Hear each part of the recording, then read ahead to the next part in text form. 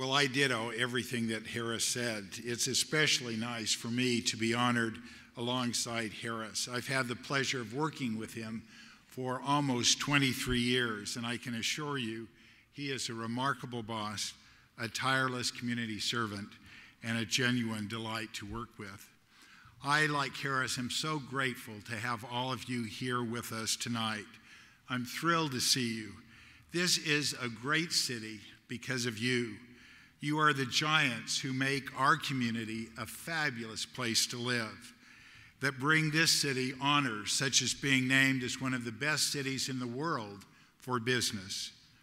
As I look around this room, I see the leaders who champion community prosperity, the arts, the environment, education, and social responsibility.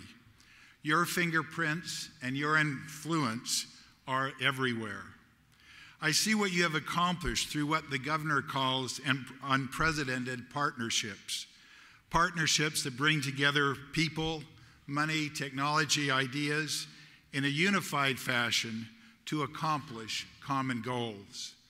Our city is a testament of what can be accomplished when people of goodwill join together in worthy causes and work tirelessly and unselfishly toward their realization. Thank you for all you do as giants of this city. We stand on your shoulders. Elder Perry, John, and Keith, I also appreciate your comments. They were kind and generous, and I hope my children heard them well, but I think they were a bit exaggerated. And I hope you'll join me in another round of applause for the members of the Utah Symphony who played for us tonight.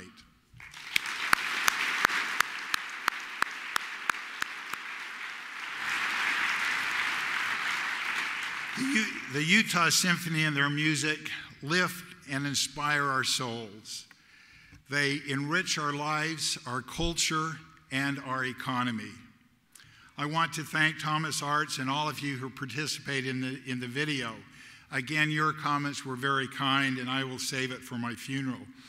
But I especially want to thank Lane Beatty and the staff of the Salt Lake Chamber for all their work in putting together this event. You have done an amazing job. And hasn't it been great to be here in the Grand America? Each time I'm here, I marvel again at its magnificent and its fabulous service. We all owe a debt of gratitude to the Holdings for the beauty and the job and the good food they provide our community.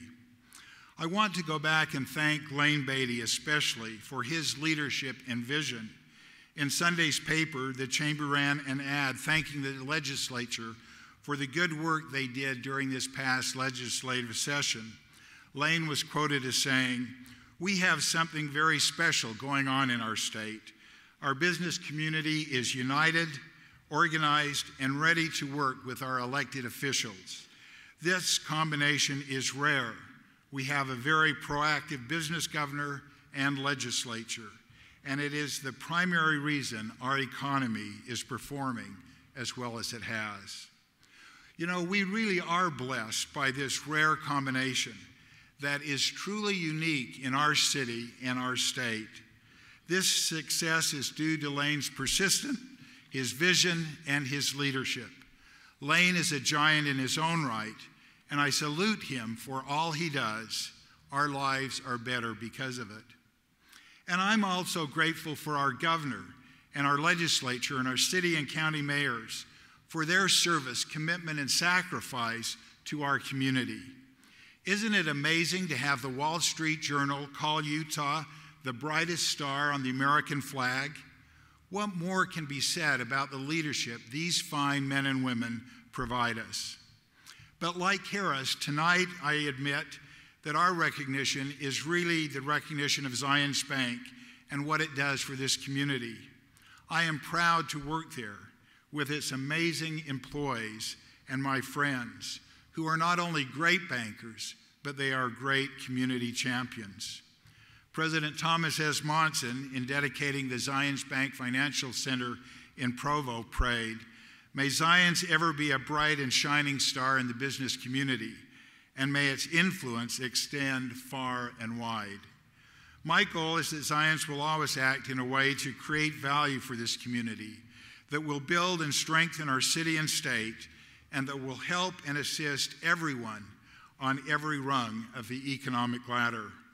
Much has changed since Brigham Young first organized Zions, but throughout its 140 years of improvement and growth, our foundation remains unchanged. We remember our clients, our employees, and the people of Main Street in Salt Lake City and in cities and towns throughout Utah and Idaho. Their stories, your stories, make our story possible.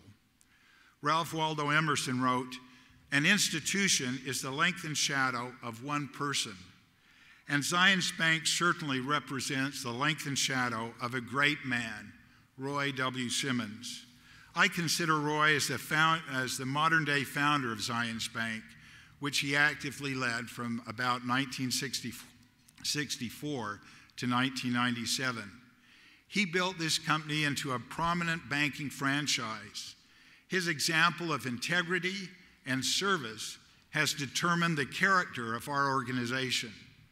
And while Zions' modern tradition of service began with Roy, it continues today through Harris.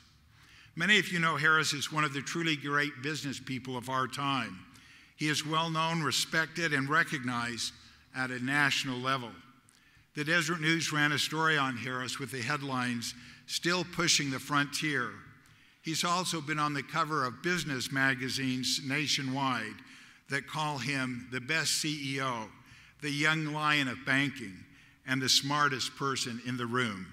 So if any of you wonder about that, he has the title. Harris's progressive leadership and inclusive management style are making a significant impact on our business and on our economy.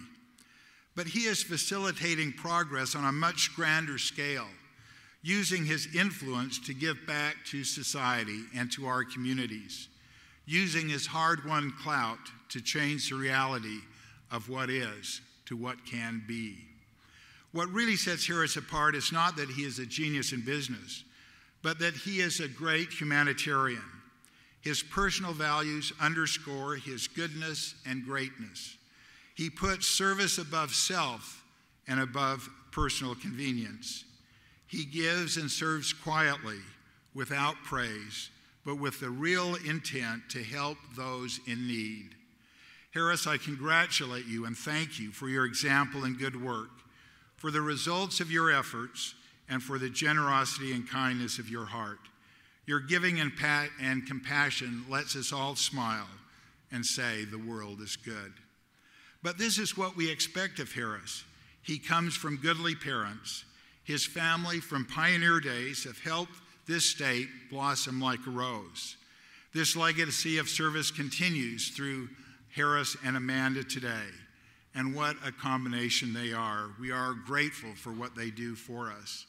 The tribute David O. McKay paid to Harris's great-grandfather is just as applicable today to Harris. For Harris, like his great-grandfather, also uses his life to build, to create, to produce. Lastly, I pay tribute to my wife and partner, Jessley.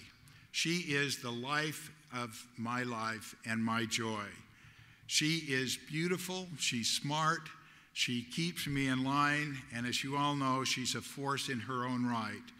I appreciate her guidance and advice and love. And I'm very proud of my 3 children for what they have accomplished in their lives and in this community. They are terrific, and I am so proud of them. So thank you again for this honor. Thank you again for coming. And thank you so much for all you do individually and collectively for our city.